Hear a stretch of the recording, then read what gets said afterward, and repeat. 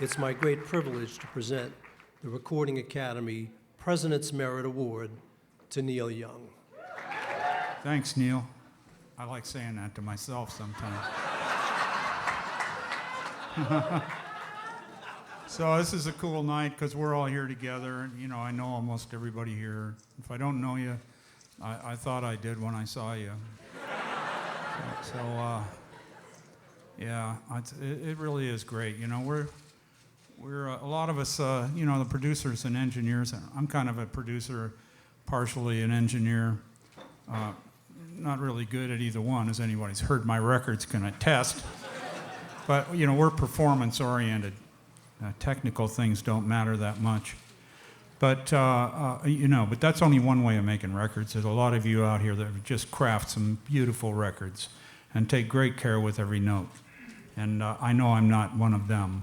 But because I like to capture the moment. I like to record the moment. I like to get the first time that I sung the song. I like to get the first time the band plays the song. So there's a lot of compromises we make to get that feeling. But in the long run, that's where the pictures are when I hear my words and when I see the pictures when I'm listening. So that's what we try to record. So recording is so important. So we think about the equipment. We think about what are we using? What do we have? What are we recording on? What are we singing through? Where is it going? How long's the wire? Okay? Why is that piece of shit in the wire between me and where I'm going? Can we get that out? Oh, thank you. All right, now don't join the wire together. Get one wire. We don't need the connector. Okay? Because every time you go through one of those pieces of crap, something happens. We don't want that. We paid big bucks for this place. We're going to use every bit of it. And we're not going to use what we don't want. Thank you. So, it's been great recording here. I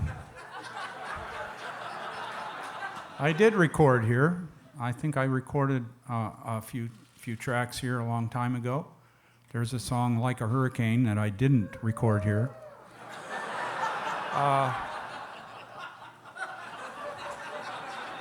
But I couldn't sing at that time when I recorded that because I had just had some sort of operation that they don't sing, stop, for a month. So I wasn't, but I couldn't stop the music. So at my studio at home, me and Crazy Horse got together and we played this track. It was like 15 minutes long, and then because I just written it the night before, and I showed it to them on acoustic things, and then I said, okay, now let's play with all these other instruments, and it's going to be great, you know. So we got the instruments out, and then we played it once, and we screwed it up really badly at first. And if you listen to the record, I mean, you can tell. I mean, it's screwed up. We cut it off. It just starts out of nowhere, you know. But that was over. Now we're in the record, and it's the vibe of the record that mattered, not how cool and together the beginning was, but where it went as soon as it started. So we shortened it a little bit, and then I was here at this place in 1974 or something, and I said, you know, a couple of weeks ago when I couldn't sing, by the way, I know I can't sing, so that's okay. But I was meaning I couldn't make a sound. So a couple of weeks ago, and of course this is back in the day before the day when I'm saying this. It's way back there. So I'm saying, we have this tape here. I brought it with me as a multi-track. We've never played it. Okay, so I'm going to sing it because I've never got a chance to sing it. So we put it on, and he played back about 10 seconds, and I said, okay, stop. All right, everything was working, right? We heard everything. Okay, there's no reason to listen to it because I was there, I know what it is, and it's on the tape. So we don't have to listen to it. Let's not wipe the shit off the tape listening to it. Let's record while the stuff is still on. Let's listen to what's there and record it to a 2-track while it's still there. Because if you listen over and over and over again, it goes away. Bye. Bye-bye. because the tape doesn't like to rub over this head, and then part of it goes away. It's terrible. So, that bothers me every time the tape plays. So I never hardly ever listen. So, okay, they put the tape on, and I went out, and I talked, and they said, am I there? Yes. Good. Okay, record number one. Just record all the time. That's why we're here. Don't not record at all, ever. Record. It's a studio. Record. Come on. Practice at home. The red button's not that scary. Really not. So we press the button, and they start the tape, and I start singing the song, and I sing it, and it's long, so it's like 4 or 5 verses over and over again. So I just sing one verse, then the other verse. There's only 2 verses. I just keep singing one, then the other. And then later on, we could cut it down.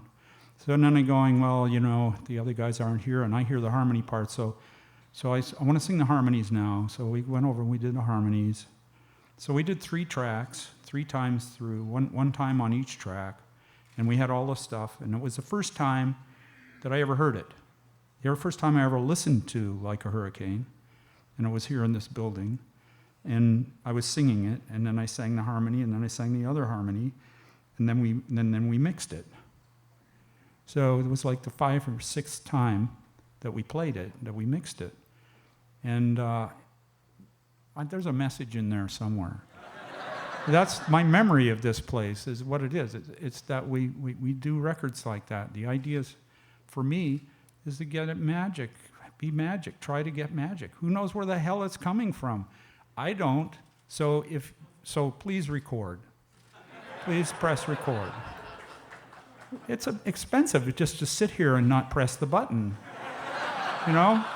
So I know who you people are, I know you're animals, and I know that some of you are very funny, and some of you are just dry and never laugh.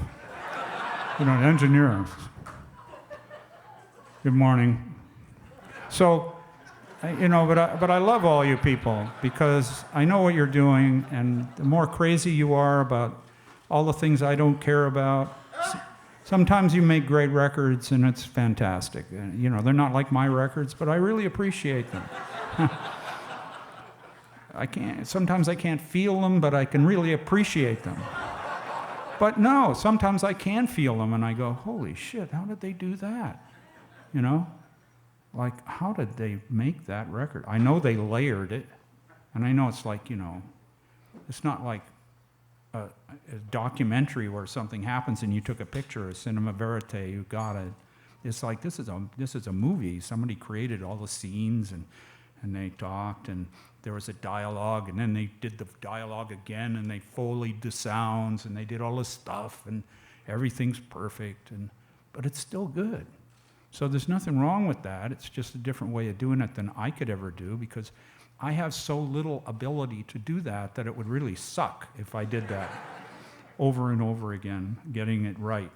So that's why I'm flat. That's why it doesn't matter that there's bad notes.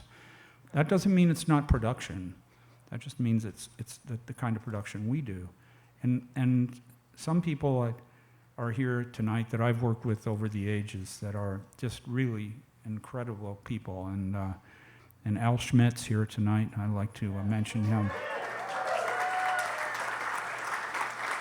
And Nico Bolos is here. John Hanlon is here. And so I really appreciate that these guys are, I know you all, really appreciate especially Al, because he's just, like he's the father of what's going on here, and he's still here. It's fantastic. He's got staying power, and he was recording a way that I want to record now, and I'm going to make a record with Al. We were just talking about making a record together where there's only one mic, but we're doing it with a huge orchestra. And when we finish doing that performance, and every guy's standing the right length from the mic, the background vocals are back, hey, hey, hey. Of course, I'm up here. And then And you know, but they're right there because it sounds like that there. So we're going to do it that way. We're not going to mix it. We're going to do it and mix it while we do it. And everybody can get in the right place. And then if it's not right, well, move the bass up. Move the bass closer. It's not loud enough. Move the amp closer then. It sounds good, but it's just too quiet, so move it up. Or if it's a string, move it in. And the drums, if you get over there, go back farther. Okay, good. Thanks. You know how much fun that is to do? That is so much fun. It's like playing.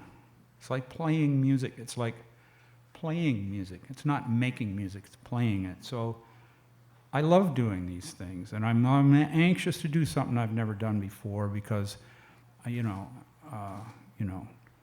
were great records made that way, and there's something that happens with one mic. When everybody sings into one mic, when everybody plays into the same mic, that I've just never been able to do that except, in some rare instances like when I record in a recording booth from a 1940s state fair. I got that sound by closing myself into a telephone booth. And I noticed it sounds just like, an old record. And I like the sound of old records. I always loved that. So all I'm trying to say is I'm just one of you, okay? I'm one of you, and you're honoring me, you're honoring yourself. It's not me, it's you. It's what we do, and thank you so much for this great honor of being here.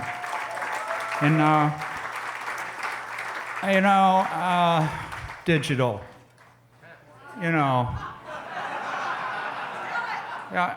Digital is not bad, but Xerox is not good. And so, we always like to say Picasso would have been really happy to see original Picassos everywhere. But when he went into some places and saw Xeroxes of Picassos, it didn't make him as happy because people thought that he was making those things. The thing we do is we create great stuff in the studio, and then we just kiss its ass goodbye. Shh, nobody's ever going to hear it. And that's unfortunate. It didn't used to be that way. So that's something that happened to us. That's an injury we've sustained. And it deeply hurt us. So the time has come for us to recover and to bring music back to the people in a way that they can recognize it in their souls, through the window of their soul, their ears. So they can feel and vibrate, and so that they can get goosebumps. We cherish those fucking goosebumps. We really need those. You gotta have them. So being impressed by something and how cool it is and how sharp it is and how snappy it is one thing. And that translates in almost any media. But when you're singing something very soulful from your heart and the echo is perfect and everything is great and you're using maybe an acoustic chamber and everything sounds great, and then you listen to it and you love it, but then you hear it somewhere else and it's gone, that's terrible. We don't like that. And not many of us like that, and we're not happy about it. So we're trying to change that, and we're trying to make it better. We're trying to make music sound technically better, and that's what I want to do. And so we have a player that plays whatever the musician made digitally, and that's going to come out. We're announcing that at South by Southwest, and we're introducing it. And it's called Pono, and that's my commercial. Thank you very much. Hope we can do something.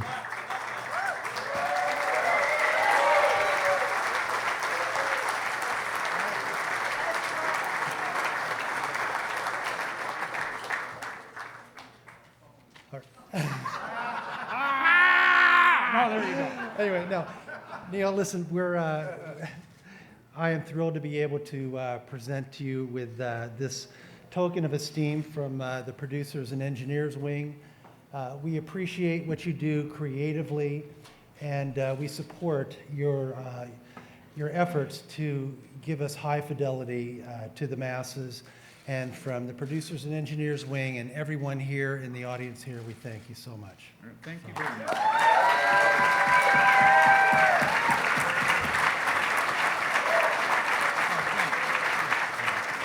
Thank you very much. Thank you so much, very much. Wait a minute. Thank you very much. So this is a great honor, and thank you so much. And I just want to say that, support us with Pono. Pono is righteous. Pono is Hawaiian for righteous. We want your music to sound the way it sounds, and we want people to hear it. And because we want to succeed and we want you behind us, we're dedicating 1% of our equity to Music Cares. Thank you.